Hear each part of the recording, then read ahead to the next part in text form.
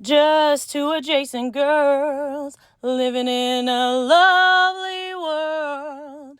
They took a podcast train going anywhere, but kind of specifically through Austin, Texas. Yeah, hook 'em horns. Welcome back, y'all. Welcome to Adjacent Love and Death, episode 3. And what's our title this week? It's not from this movie. It's not from this series, but it's timely and relevant. It's from Sweet Home Alabama, and it says, "You can't ride two donkeys with one ass." Yeah, Candy. Yeah, Candy. Pick an ass. Pick an ass. No, pick a donkey. Any donkey, any donkey. Yes. Oh, man. When we last left Candy, she was grinding up some beef. She had a beef with some people. She was feeling left out from Alan. Not seen. Not seen. Okay. She was feeling triggered. Yeah. Yeah. She wanted everybody to be shouting, "I want candy," and nobody was. Boom, boom. Yeah. Nobody was saying it. Thanks, Brent. Not at all. That was from Brent. Yeah. Yeah. She's a thirsty goat, that one. Yeah, she's thirsty. I don't know if you noticed, but did you see that Kidman is one of the producers in the film? I did. Yeah. So I know she also has been with the same director and doing incredible things with her producing team. So it starts October 1979. Candy's in the kitchen. Her son comes in. Andy's in the kitchen with meatballs, grinding up meat, ready to prove her worth. Well, actually, they're having breakfast, and he's eating cereal. But she's sitting there, and she goes, "Where's your other sock?" to her son. And she goes, "I can't have you walking around with only one sock on. And what will people say about me?" And then her daughter comes in and her hair's a little flyaway. She needs some moisturizer, some conditioner in that hair. And Candy says, "Are we going for not brushing our hair anymore? Again, what will people say?" And her daughter was like, "Can Alyssa," Betty's daughter, "come over and hang out?" And when Candy was going in on her daughter's hair, she said, "Alyssa says you only worry about what other people think too much." That's what Alyssa says about you. Yeah. So Candy is like, that means that's what the family's saying about me. Because what kid would say that, Yeah, we've all learned this. It's like if somebody's husband's like, "Ooh, you guys wreak havoc," then that's what the wife is saying. Yeah. We've learned this lesson a lot. It was like, Yeah. I haven't seen you in 2 years. Yeah. You don't know what we're doing. Yeah. So this is what your partner is saying. And so Exactly. But it's true. Candy does overly focus on what other people think and say. And so she and Alan... But at the same time, Jody... Yeah. She is putting it out there. Like, there is no... Her cover-up game is horrible. It's terrible. It's horrible. I think she wants to get caught. She wants to have a scene. She wants to be the center of attention. True. I think she's like, look at me, and please, somebody pay attention to me. Yeah. Me. And but I remember like growing up in the 70s and the 80s, there definitely was, keeping up with the Joneses and trying to present. Well, that still happens today. Sure, but hiding, this is family business. Don't, Yeah. But look at like even with the Housewives, all the Housewives franchises, like they try to posture with their wealth all the time. Get your purse. Candy's just trying to get her purse. She's trying to get somebody to touch her purse.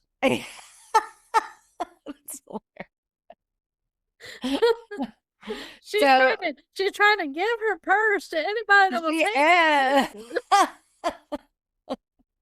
it. Purses are like they are what I say phallic symbols are. They are definitely a vagina phallic symbol. You can dig all the way in there. What's down in there? Oh my gosh. So crazy. Candy and Alan decide to meet at the park, and they go to June Hill Pape Riverwalk Trail in Bastrop, Texas. And I'm going to tell you, it's a beautiful trail. You've been on it. It's only about a mile. It might be a little longer, but you're up against the Colorado. It's a must go and see. It's great. There's some steps. It's beautiful steps. You could get your step workout, but it's not a very long trail. So it isn't, but it walks you straight into downtown Bastrop. And downtown Bastrop is so cute. It is. It's so cute and great restaurants. This weekend we had Italian food at Bassano's. It was delicious. Oh my gosh. I'm telling you, if you haven't been to downtown Bastrop, you are missing out. There's great restaurants there, cute shops. There's beautiful art scene there, by the way. Yeah. They have a lot of artists that live in the Bastrop community. It is a must do. But Shelly, while I'm watching Alan and Candy talk at this beautiful scene, and she's just very upset with him, all I could see is the old banana seat bite leaning against the tree. It caught my eye. I was like, I used to love banana seat bites. Yeah, no, I love, I mean, again, the set directors, the music, every single thing. I was like, nailed it. I got a call this week that the church, the interior church they're using is in Hutto, and it's where our cousin Brandon and his wife Lauren go. Oh, I love that. Yeah, they're very excited that we're talking about it. I love that. It's a beautiful church. I want to go. I love a church like that on a Sunday, you know. So Alan is laying down the law. He's like, my wife is doing better. He's not. He's kind of keeping the door open, and she's like, I'm done. I'm gonna make the decision for you, weak man, Alan. You know, so she shuts it down. She says, I'm not going to call you anymore. This is done. Obviously, you're not going to make the decision, but I'm going to make the decision. And he seems absolutely relieved. I'm surprised he didn't skip off scene. Like, God. I think she said that, but she wanted him to chase her. Oh, she hated the rejection. She hated the rejection. Yeah. And she's like, look, when we were going to the Como Hotel, you basically like, you didn't have to worry about your feelings, and you didn't worry about somebody else's feelings. I was like a light, like, you know, a summer break, a little glimpse. Like, oh my gosh. Run, Alan, run. Yeah. But Candy figures out that she really meant nothing to him. And as she's driving by the Como Hotel, reminiscing, she's listening to a Dolly Parton song, Baby, I'm Burning, while she is driving by that hotel in LaGrange, Texas. So crazy. The music, so good. So the great thing about it. Remember back in the day when they had a movie and then they had the movie soundtrack? Yes. I legit think they could do a soundtrack for Love and Death. They should. It would bring us all back in time. Everybody would be like, oh my gosh, the Bee Gees. Are you kidding? Yeah. Let's do it. So her good friend Sherry comes to her kitchen and they're talking. And this reminds me so much of our mom. But Candy's over there painting her kitchen cabinets a terrible, terrible orange. Yes. And I'm laughing, but I remember Mom always, she could take any space and change that furniture up like 5,000 different ways. I'm like, how? You would come in after school or whatever, and the house would look completely different with the same things. I was like, oh my gosh, mom just had such an eye for decorating. Now she's a little bit of a hoarder. She was a hoarder. She did, and it always like it felt like a different house every time you walked into it, for sure. Yes. And our big prank on our parents, if they went out on a date night or what have you, is we would move all the furniture around. Or we'd flip the pictures upside down and see how long it took them to figure it out. Yeah. And so we thought that was like normal, normal. Just messing with our parents. Yeah, normal life is like to redecorate the entire house and move things around and shuffle things around. And it was very hilarious. Yeah. Well, the sad thing is mom and dad never went on dates. And then how do we repay them? Like, Exactly. F with their surroundings. It's like they never had like, oh, we're going to go and rekindle our romance. We have 5,000 kids and we're going to make this so beautiful and really connect with each other. No, what's going to happen? Your kids are going to F with you and we're going to mess with all your stuff when you're gone. And then when you come back, you're like, I know they did something, but I can't find it. I think there were some pictures that were turned upside down for over a year. Oh, yeah, for sure. For sure. There were so many things. There was, and the funny thing is, like, moving things around is like, yeah, they would stay there. And we thought it was so funny every time we saw them, we'd walk by and see David was in a different location and we would get the giggles. And it was Shelly, there's a house over in my neighborhood. It's by Highland Park Elementary, and they had a David statue. I've almost stolen it a couple of times, but I haven't. Is it outside? It is. Oh, wow. I'm going to take a picture. Okay, please do. Hopefully it's still there, but every time I've walked by it, I'm like, oh my gosh. Is it full size? It's like the size we had. Okay. So David was, I think he was like a god of, whatever. And mom had him. Gigantic, a tripod. He was a tripod he was guy? very muscular. He's leaning up against, I'm sure this is not the only David statue out there, but he looks very 80s. I think there are other Davids like in Florence or whatever. But in the 70s, people would put him out on like the coffee table.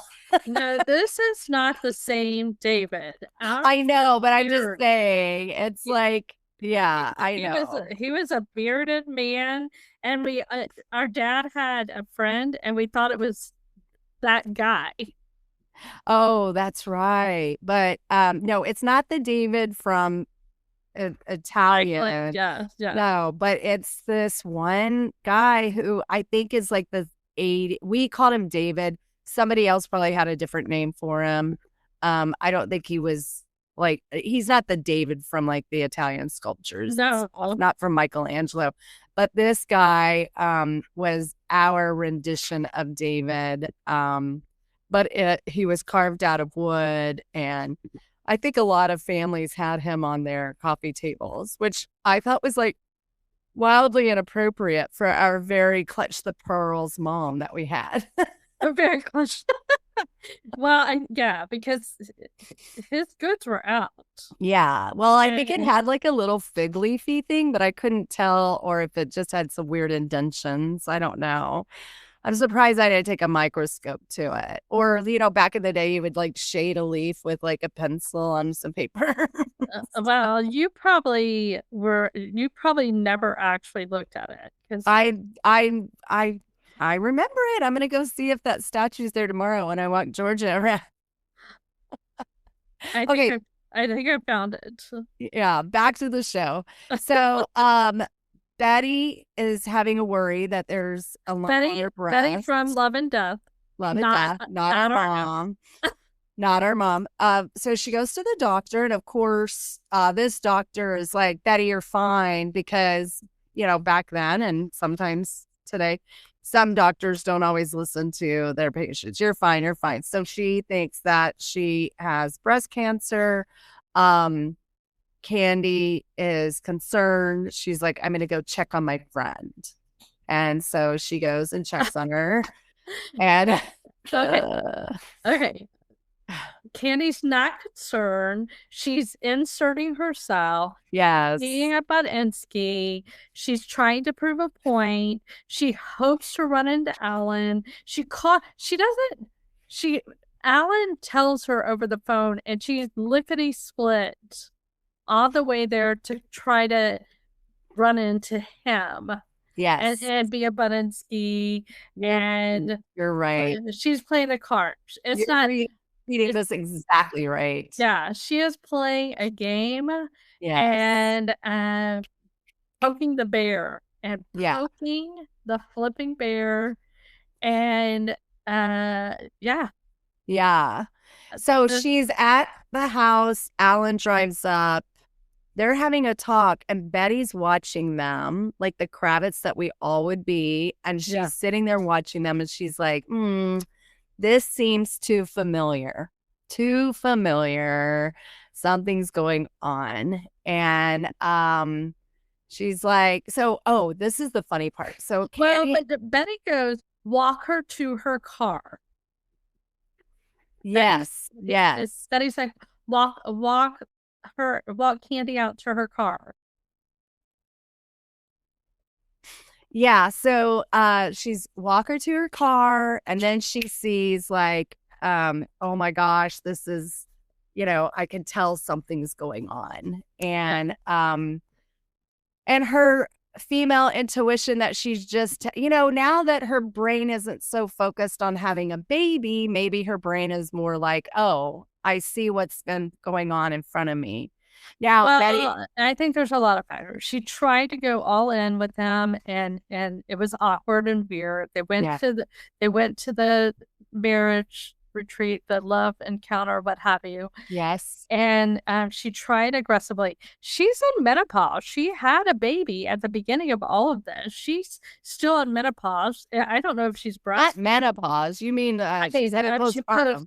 Postpartum. And I don't know if like her breast thing might have been mastitis or what have you. Everything's good. Everything's clear. But her emotions are on fire. And she's also being ostracized from the community because she doesn't like the new preacher.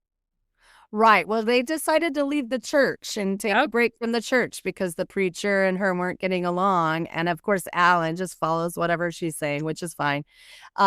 But he's like, she's doing so much better. She has revealed that she's on a lot of like anxiety and depression medication.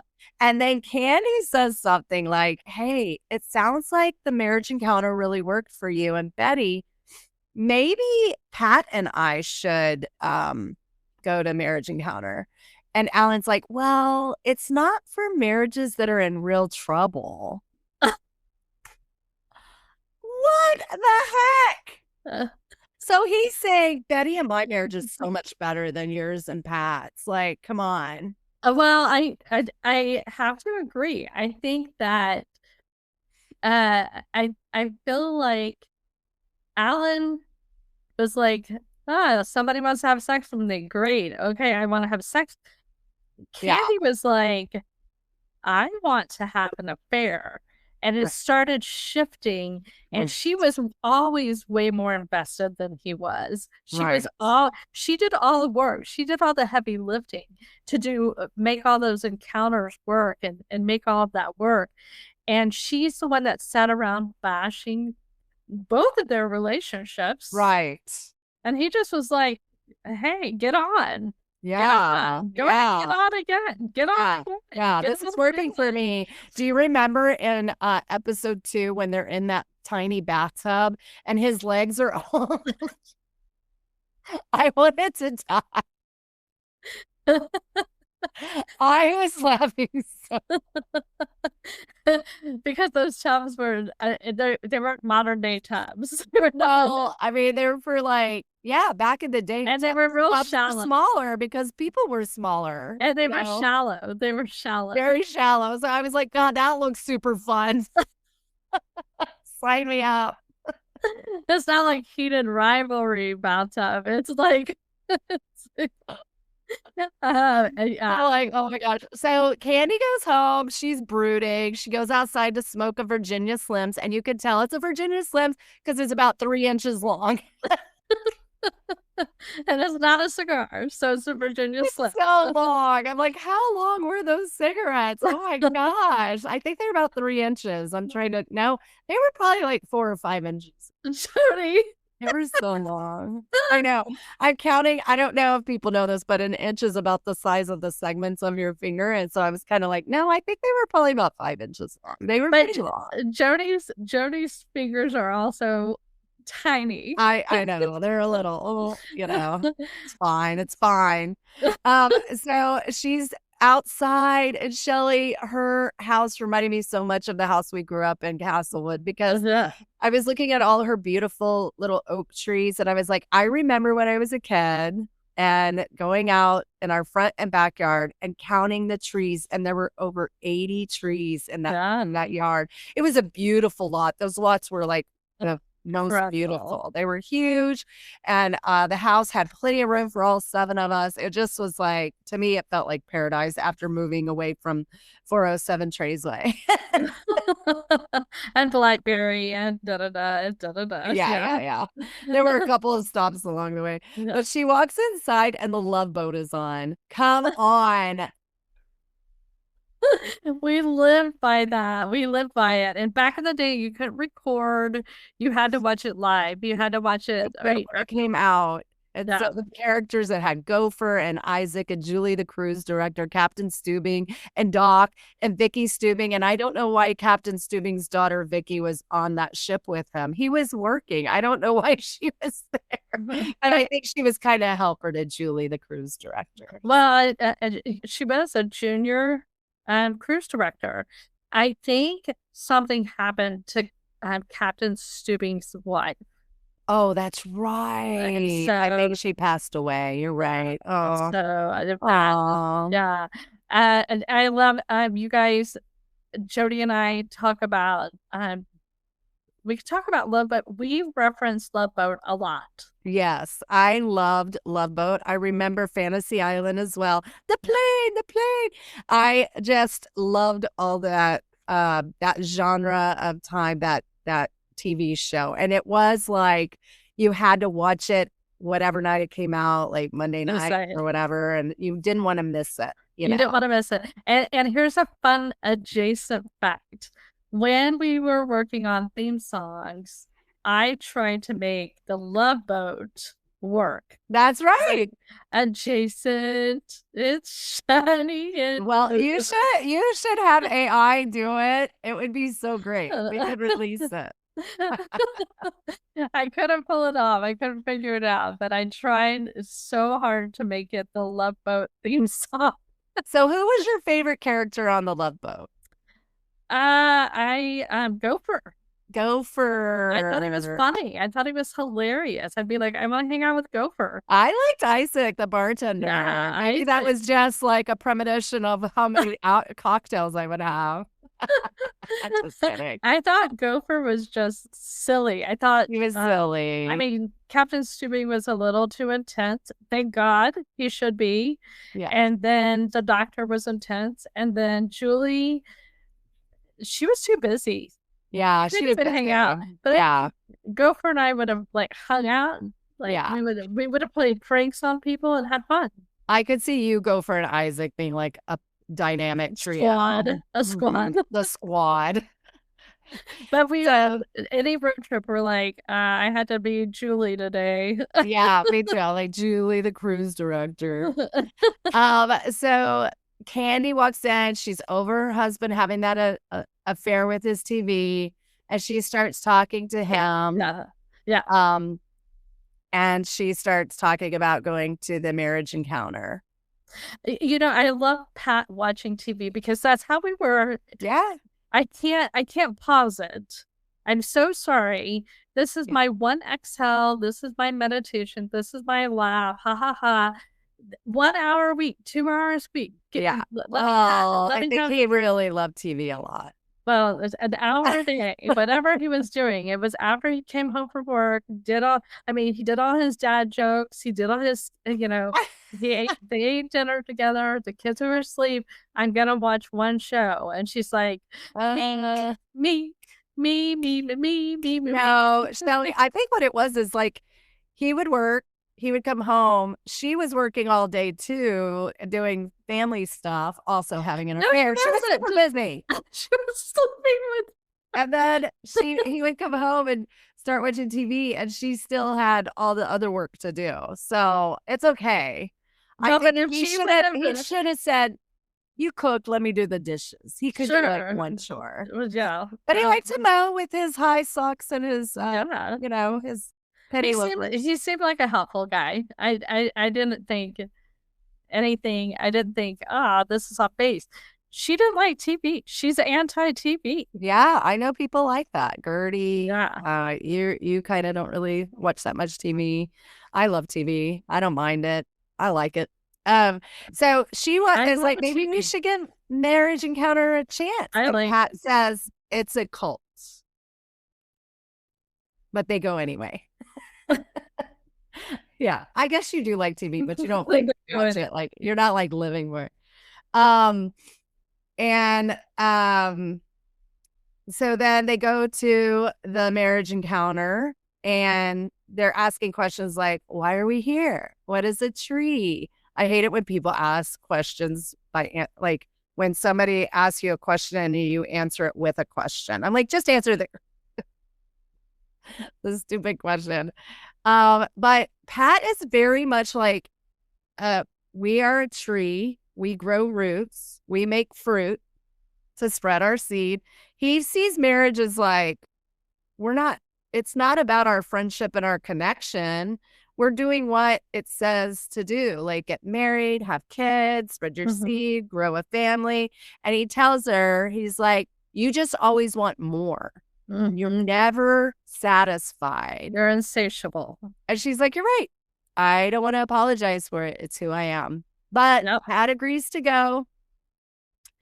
And so then she goes to visit her friend Sherry at the hair salon. Sherry's a hairdresser. She's wearing a quilt jacket. Have you ever seen a quilt jacket?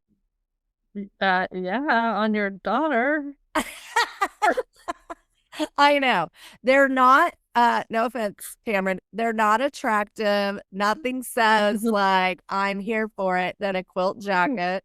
They're made, it looks like a blanket. It has multi patches on it. They're not attractive at all. But if you wear it with pride, because then you're just like, I got this. I got this. And so she is just like you in a way that she's like, I'm starting a business with my friend Sherry. I'm going to share it with everyone. She has cards printed. She's going to the church. She's sharing like, we should get to decorate your place. They're going to be like Casey and Steve's business. We've got you've got it made. So they are doing make readies and decorating and painting and doing it all. And I'm like down for it. But then they go to the Royal Coach Inn. And I have to tell you, I went on TripAdvisor and looked up about the Royal Coach Inn. So it has low ratings. It's not very safe. The staff seems to treat people like, why are you at this hotel? Why did you come? It's $50 to $100 a night, depending on peak season in Dallas. Do they have an hour rate? Probably. But it doesn't sound like it's a place we want to go. Okay. So take it off your list. Okay. No, thank you.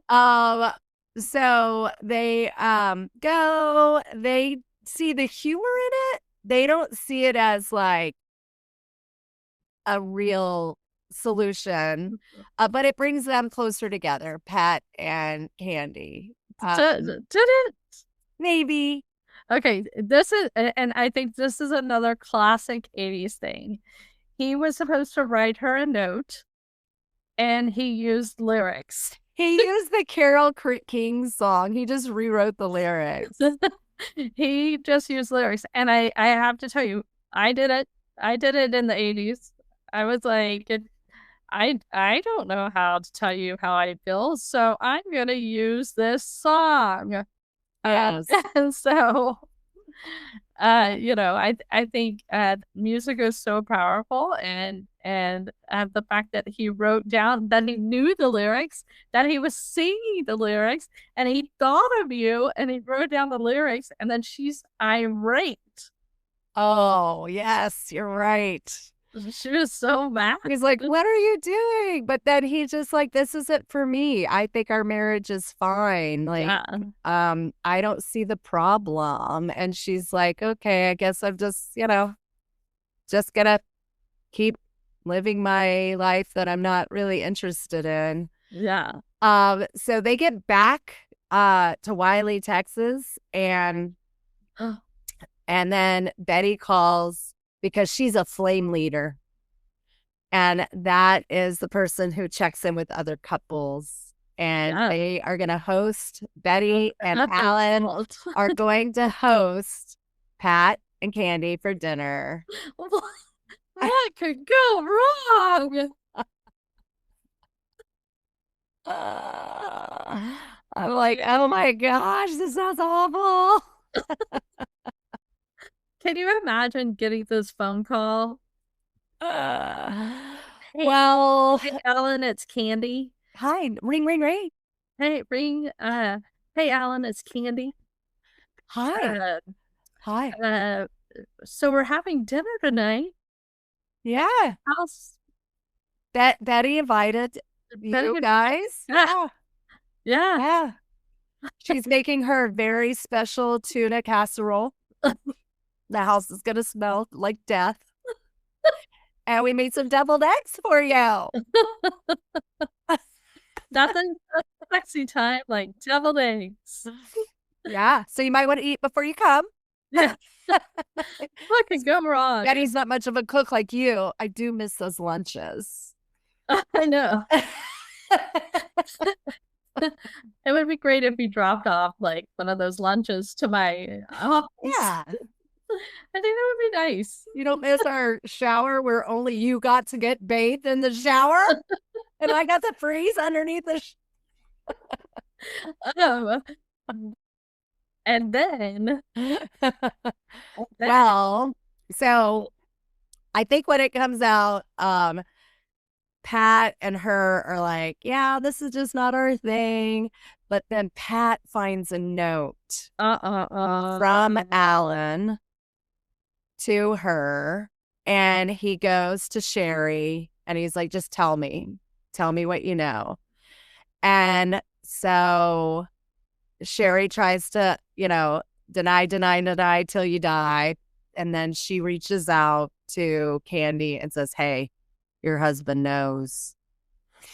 Candy is like, oh gosh, she's having to face all the sadness she sees in her husband. And then I did notice that Candy was letting the water while she was brushing the teeth go for a lot longer. Do you remember how we would just turn the water on and brush our teeth for like 20 minutes while and walk around with Yeah. Yeah, I was like, God, Candy, you really don't care about the earth. And then she makes the kids Chef Boyardee. Do you remember Chef Boyardee? Oh, yeah. We used to eat Chef Boyardee. Which one did you like the best? Hey, I have to tell you something. Uh-oh. Pat Montgomery, Virgo. Oh, yeah, that makes sense. So he's feeling sad. By the way, I used to like the ravioli from Chef Boyardee. Yes, agreed. I think some of our families love the SpaghettiOs. No, not for me. So they are sitting in bed, and you could tell Candy's like, oh gosh. And then Pat pulls out flowers for her. Yeah. And a letter, and tells her everything. And he goes, I'm sorry that I basically was not a good enough husband. Mm-hmm. And she feels seen at that time. Yeah. Yeah. And they could have saved themselves a hell of a lot of money not going on that retreat. maybe just have a chat.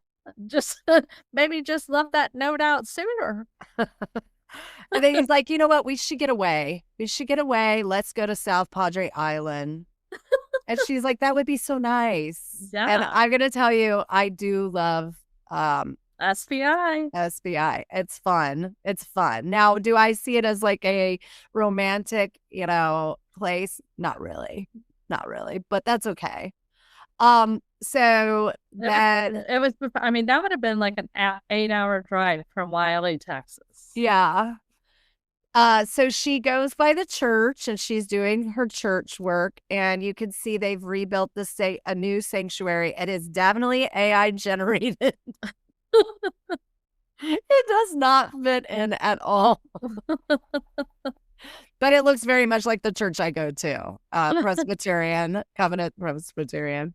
But it's obviously AI generated. But she's in there doing her thing, and then she realizes that Alyssa, Betty, and Alan's daughter is going to come stay with her, but she has swimming, so she needs to go by to get Alyssa's her bathing suit.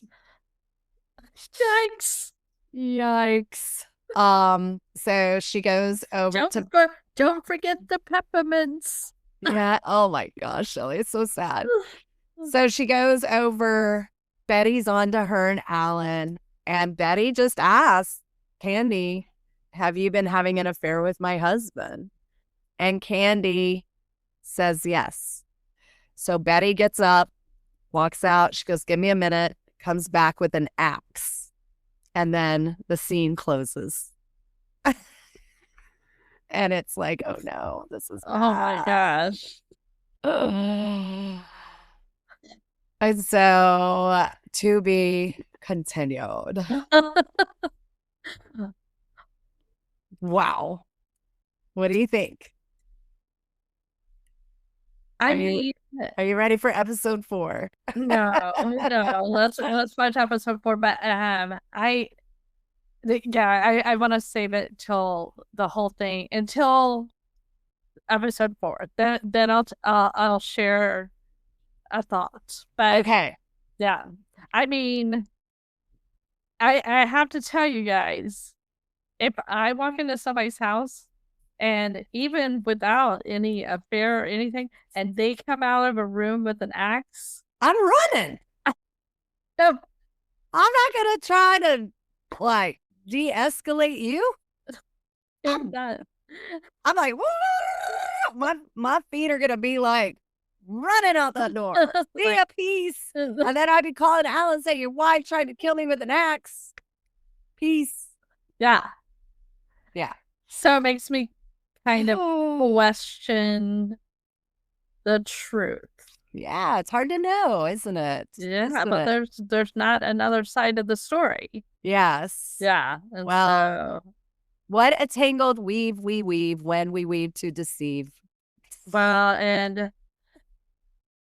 and it just gets so shocking from this point. I mean, it's been shocking. Yes. But it just is like, I finished episodes and my mouth is just open like, yeah, is this really real? Is this really happening? Yeah. Yes. And I mean, Candy's just living her best life in Georgia. Yeah. Oh, and by the way, this whole us recapping the Love and Death is brought to you by Cornucopia Popcorn. Our sweetheart sister is the owner of this business, Nadia. Please go see her. Go online, order from her. She is get your popcorn because this is popcorn because it's about to get good. They have all types of flavors. I've been enjoying my cornucopia popcorn while watching Love and Death. So, and thank you for those of you that are going on to the and downloading the bingo cards and the sticker game. We got some posts from people seeing our stickers around. And I have to tell you, Brent, who we just interviewed that you're going to learn about, is helping us to grow this podcast in such a great way. He is a character. He's reminding us of all the South Austin and Austin history. So you're going to be wanting to listen to Brent. He's just an Austin original. And he's catching up with the episodes so he can join us. Yes. It's gonna be on. Yeah. Anyway, I love you, Shell Bell. I do. Have a great night. All right. Texas. Yeehaw.